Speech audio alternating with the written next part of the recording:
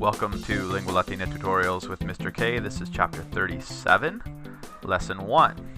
We have Troia capta, Troy captured. This chapter will take us through the Aeneid, book 2, and with the verse changed into prose. Aborigines, the native people of Italy, and here we see from Troia, also known as Ilium.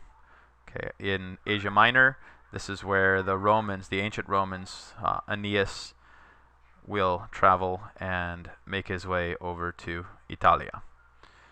Follow along as I read the Latin aloud. Italiae incolae primi aborigines fuerunt, quorum rex Saturnus tanta justitia fuisse dicitur, ut nec serviret quisquam sub illo, nec quidquam suum proprium haberet, sed omnia communia omnibus essent.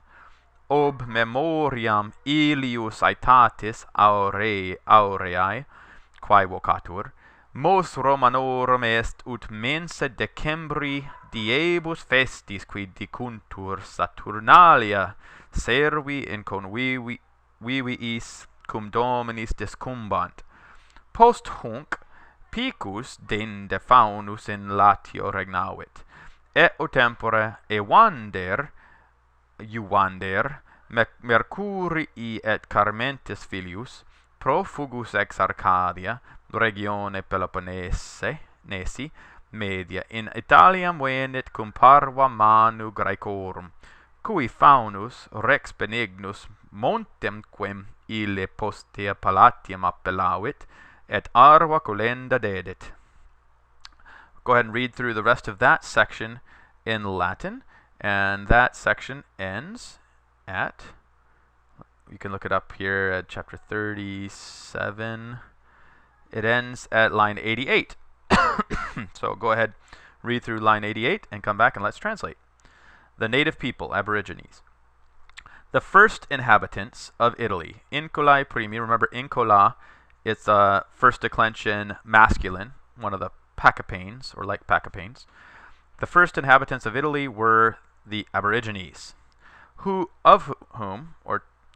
king is said to have been, whose king Saturnus is said to have been with such justice, but you translate that, is said to have been so just, as you see in the margin here, that not anyone was a slave under that guy, nor did he have anything of his own, suum proprium, but all things were in common to everyone.